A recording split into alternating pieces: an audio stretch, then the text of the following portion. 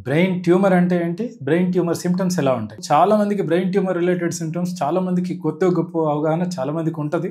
So, brain tumour ఏదైనా symptoms ఎట్లా వస్తాయి అనంటే, ఒకటి బ్రెయిన్ ట్యూమర్ ఏ లొకేషన్‌లో ఉంది? బ్రెయిన్ ట్యూమర్ సైజ్ ఎంత ఉంది? బ్రెయిన్ ట్యూమర్ నేచర్, క్యారెక్టర్ ఎట్లాంటిది? దీన్ని బట్టి ఈ 3 అంశాలను బట్టి దాని సింప్టమ్స్ బయటకొచ్చే సింప్టమ్స్ డిసైడ్ అవుతాయి.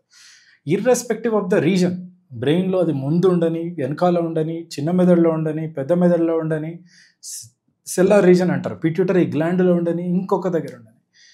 కామన్‌గా బ్రెయిన్ ట్యూమర్‌కి కొన్ని సింప్టమ్స్ ఉండే అవకాశం ఉంది. దానిలో ఏంటి అనంటే పర్టిక్యులర్‌గా హెడేక్.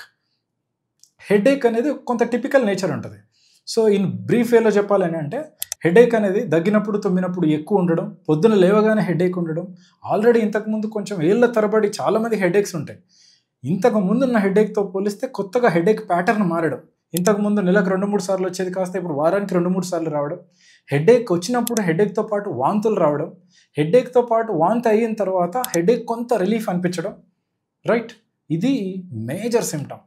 ఇది కాకుండా ఫిట్స్ అనేది కూడా కొంత కామన్ సింప్టమ్. బ్రెయిన్‌లో ముందు భాగం, బ్రెయిన్‌లో సైడ్ భాగం అంటే frontal lobe, temporal lobe effect అయినప్పుడు చాలా మందికి ఫిట్స్ వచ్చే అవకాశం ఉంటది. ఫిట్స్ వచ్చింది బ్రెయిన్ ట్యూమర్ అనంటే, బ్రెయిన్ ట్యూమర్ అనేది చాలా వరకు బ్రెయిన్ పైన భాగంలో ఉండే అవకాశం ఎక్కువ ఉంటుంది. అంటే సర్ఫేస్‌లో ఉన్న ట్యూమర్స్ మాత్రమే ఫిట్స్‌ని కలుగజేసే అవకాశం ఉంటుంది.